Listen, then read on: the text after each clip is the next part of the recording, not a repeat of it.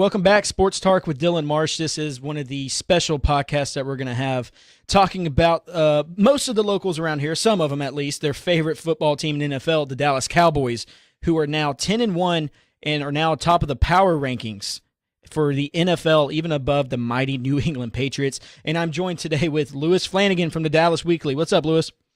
Man, I'm good. How are you doing? Doing pretty good, man. Doing pretty good. I'm trying to get down there back to Dallas, but they don't seem to be answering me back whenever I apply to go to the games and stuff. So I don't know what that's about. But no, we got to fix that. I know. We got to fix that. I'm willing to campaign for you, man. Let me know. All right, man. I'm down for that. All right, man. Let's get down to business. Let's talk about these Cowboys and how well they're playing. Personally, I'm very shocked that they are 10-1 and they were very close to being 11-1. 11-0. And with the way this defense is playing, especially last year, we saw that they held their own. It's just without a good quarterback, they just weren't anything. And now they have that in Shreveport's own Dak Prescott, as he's proving to get better and better every week, don't you think? Absolutely. He is getting better and better and better. It's going to be a scary thing as it comes down here to crunch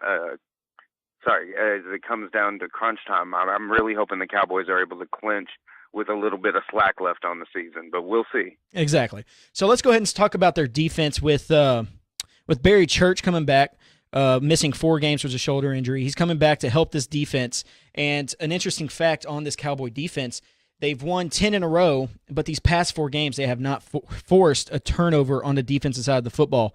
So what's going on? Is it the offense just winning the football games for them and the defense just – they don't have to force turnovers. They just have to make stops. Is that what's going on down there in Dallas? I really do think so. No one had any real expectations for the Dallas Cowboy defense, and I think anticipation for what this offense would be, even when the idea was that Tony Romo would be at the helm, absolutely, just overshadowed the defense. So it was going to be a wait and see. I can actually even remember Daryl Johnston, former Cowboy fullback, actually saying this defense isn't going to be as bad as everybody thinks. And that was a mild controversy for a little bit because we had to, as a fan base, figure out what that really meant. But now, this late in the season, we know what that means. They are better than expected. They're not a dumpster fire. But they're not your ideal fantasy defense. Yeah, exactly. And I'm looking at some stats right here about the Cowboys defense. They have 20 sacks as a team total, and then their opponents, and they've held their opponents to only 15, which shows a lot about that offensive line of the Cowboys. Who we'll talk about them in just a little bit. But like against their opponents, the Cowboys defense is just with them or a little bit better with their the stacks against everybody combined that they've played. So, yeah, their defense, like you said, not a dumpster fire like everyone expected them to, I guess, be like they were last year, just good enough. With their offense is definitely clicking. But another thing I was going to bring up, what me and you were talking about before we went on air with Ezekiel Elliott and him in a conversation for MVP as a rookie, which is crazy insane. And then also the rookie of the year who Dak Prescott could also be a candidate for. So how do you think that's going to work out? It's crazy to me to even hear you phrase it that way, especially considering all the love for Dak out there. Yes. Because I think this is still worth a conversation. I think both of these guys are equally deserving of both awards. So I think realistically, you're probably looking at a co-rookie of the year might be a possibility, but I would look for MVP to go completely away from the Cowboys just to avoid that sticky situation. Mm-hmm. We were just talking about the defense, and sure, they're not generating any real pressure on opposing quarterbacks, but they're able to rest on a running game that takes, tons of time off the clock. And I think that goes into play with just how amazing Dak has been, because he's been called to actually prove his athleticism, his leadership, but he's had to early on learn to trust the running game. Even when it's getting you 2 and 3 a chunk, he's had to trust that and see that it gets him that final opportunity to win the game with a pass. So, or even running it in himself. I mean, that's been the Cowboys' signature, is that they run and no one else in the NFL does. So I don't think you can give the Cowboys credit for that without giving Dak Prescott some of that, especially considering the number of rushing touchdowns he scored. But I really think, that could go either way inside the team, and then look for MVP, honestly, to go somewhere else. I think, yeah, like you said, both of these players are deservingly they definitely both deserve both awards. They definitely could make some chatter going on about them winning this MVP award, and definitely the Rookie of the Year. And if they had a Rookie of the Year with both two players on the same team, I think that would be just a little bit more special with that. Sure. But sure, and I think it goes a long way to be a testimony for the Jason Garrett philosophy of, the Cowboys being a team. Even to the point that you can't single out a Cowboy for Rookie of the Year. And God, can you imagine what Jerry Jones would do with that? Exactly. And here's something that I read an article about this, and I thought it was a very interesting point. It can't happen, but what if, because the Dallas Cowboys would not be the Dallas Cowboys this year if it wasn't for the offensive line. And I read an article saying the MVP, if it wasn't just a single player award, it would easily go to the offensive line of the Cowboys. Would you say that's a fair comparison? Personally, I grew up a Cowboys fan, okay? Yeah. So before I get my fellow Cowboys fans riled up by saying, "Oh God, no," I feel like the Cowboys' offense is not without its flaw. You're definitely looking at, the offensive line. You're looking at Doug Free not being here a year from now. Easily Smith is one of the best players in the game, but if you look at the year he's having compared to the two prior, he's definitely seemed to have lost a step or an edge against opponents that he once had. So yes, are they good? Yes. Are they great? I would even say yes, but they are not perfect. Yes. And so it would be difficult for me to say, especially considering the number of yards that Ezekiel Elliott gets even after crossing the line of scrimmage. I mean, once he's in the field, he's gone. Yes, he is very shifty. He's not afraid to try to run people over, hurdle people. Over or through you. Yes. I remember I was at the game with you whenever you hurdled a guy, and I looked at you, and I was like, did Zeke just jump over someone? And he did it again. I know you saw that. Yeah, I saw that.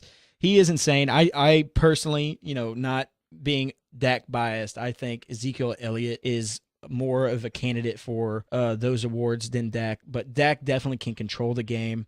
He plays with such poise and he looks like a veteran out there most of the time. And like you said, using his legs in the NFL, which a lot of people are actually scared to do because, the injury risk that they have. And it's just so great to see someone around here doing that. But Ezekiel Elliott, there's no one next to him right now in the NFL. See, and then that's where I think you got to give Dak a little bit more, because he's also managed to do some other things. He's managed to score quite a few rushing touchdowns without being considered a scrambler. Yes, but that happened early on in the season, right? That like he had 3 rushing touchdowns before his first passing, right? Sure, but if you look at that Jason Witten would-be touchdown pass, where Witten is basically getting face guarded last week. That situation does not happen that way if the defense does not honestly believe that Prescott won't take it himself. And I would even say the same about that first Witten touchdown of the season. Okay. There was, in fact, that one, there was more attention paid to Prescott than there was to the soon-to-be Hall of Famer wide open in the end zone. Got a couple more things I want to talk to you about. And it's what Jerry Jones was quoted saying about how Ezekiel Elliott right now is not going to be reduced with his workload, that they're just going to keep giving him the ball as much as they have, even though they're at 10-1. They're close to clinching a playoff spot. Do you think whenever they finally get that playoff spot that they'll give Alfred Morris a lot more carries just to keep Ezekiel Elliott healthy for the playoffs? I don't know how you give a team that doesn't have experience in the NFL playoffs the opportunity to cool off. Mm-hmm. The mantra and the momentum has all kind of followed a hot hand stays up. We're going to keep doing this. We're going to rock it till the wheels fall off. And I think with a unit this young, you have to. Especially because the level of competition is about to change drastically, and people will have had the benefit of 16 games to watch the Cowboys. And honestly, Washington on Thanksgiving in those last few minutes really kind of put the fear back into me, because I think they figured out too late, how to really affect that Cowboy defense and change the dynamic in a game. Yeah, see, I was thinking, thinking the exact same thing you just said about putting the fear back into you, and definitely figuring things out. But yeah, it was way too late for that. I'm excited for the playoffs. I'm excited to see how well the Cowboys actually do. Like you said, they are a young team, and I'm excited to see how they handle it. Like you said, they are a young team, so why make them stop right now? So well, and can you imagine if the Cowboys wind up with a bye? That's already a week off in and of itself. Yeah. But if there had been 2 prior weeks off because you already got it in hand, goodness. I mean, there's no telling, especially with all of the things that you could easily get into here in Dallas. Like, they don't need the time to find a distraction. They need to be winning football games. Especially with early on in the season with everyone talking about how Zeke would go out and party a lot. I don't know if that was true. I didn't want to say it, but you're absolutely right. Yeah, I understand exactly what you're saying. They are young. They and I'm 21 years old. I'm around the same age as them, but I can see what they're saying, that they still have the mindset of, because I think I still have that mindset of I'm invincible, nothing can really ever happen to me type of thing. Like, health wise or anything like that, no matter what you do. But you have to be careful, and Jerry Jones and Jason Garrett are very eerie of that. Oh, sure. But that's also been what Jones has hung his hat on all season. He said, "Oh, well, we couldn't be in a better position." And if you think about it, there is an Alfred Morris. I'm not to say that it would be the same, but if you believe what you do about the line, there's some possibility. There's Tony Romo backing up Dak Prescott, so you're not worried about not having players. Yeah. But if you had your druthers, you would want those players at their best, and I don't think you get that if you interrupt the momentum as it's been. All right, man. One last thing I was going to ask you before we part ways here. Sure. It's not getting a lot of, at least I'm not hearing it a lot down here, but with Tony Romo now the backup, what's going to happen with Tony Romo in Dallas in his future with Dak having the starting position down pat now? Is there trades going on? Is he going to stay with the team? What are you hearing? I've heard as few as 2 semi-possible trade rumors, but I no longer give them much credence. Mm-hmm. I think Tony Romo's going to have the opportunity to do the respectable thing, so to speak, and play the backup. And in the off season, he will again campaign for an opportunity to compete. And if the Cowboys aren't prepared to give him that, then he may try to find a team that suits him. But if you think about it, his opportunity or his window to even be a competitive NFL quarterback is as fragile as his own body. Yes. So exactly. There are very few teams he could even go to. Mm-hmm. So, as much as I'd like to say, ooh, Chicago, or, there's a possibility he could go to Houston, or, I just don't know that their chances are worth missing out on anything that could happen here. Because, like you said, at 21, you believe yourself to be bulletproof, but you quickly find out, especially by my age, that you're really not. And that's how Tony Romo's happen. One day you're not. I would love to see him go succeed, in Dallas or somewhere else. But like you said, yeah, age takes a toll on you, especially in the NFL. Lewis, man, again, what's up? Tell the truth. Did you really think Tony Romo will wind up traded to like a Denver? Do you think that's a possibility? I think that could be a possibility, but with the way Trevor Siemian's playing in Denver, yeah, he's not leading the team like Peyton Manning did, but they basically have the same defense as they did last year. But Trevor Siemian, I think they're going to give him maybe another year just to grow into the offense, get ready to develop as an NFL quarterback. So, I thought that would be a great trade. But then you think about John Elway, he's one smart guy. He knows quarterbacks. He played when he was old, so he knows how a body is later on in a career in the NFL. So I don't think he'd take a chance on that now because of just seeing the injury history of Tony Romo. But no, I cannot see that anymore. Sorry to no, you're good, man. You're good. That's why I believe that Jerry Jones was as smart or as dumb as a fox when he made Tony Romo's contract what it was. At the time, it was about preservation of a concept of being competitive. But now that he's competitive without him, it really does almost fasten Tony Romo to that contract in Dallas, whether he likes where he's standing or not. So, Lewis, again, man, I really appreciate you joining us. I enjoyed every single time. You know, like I said, I'm looking forward to the playoffs. Thanks for having me. So we got to get me back down to Dallas to go to a game. Maybe I can get down there for a playoff game. Man, let me know what the campaign hashtags are. I mean, I'll do videos. We can create a challenge. Come on, man.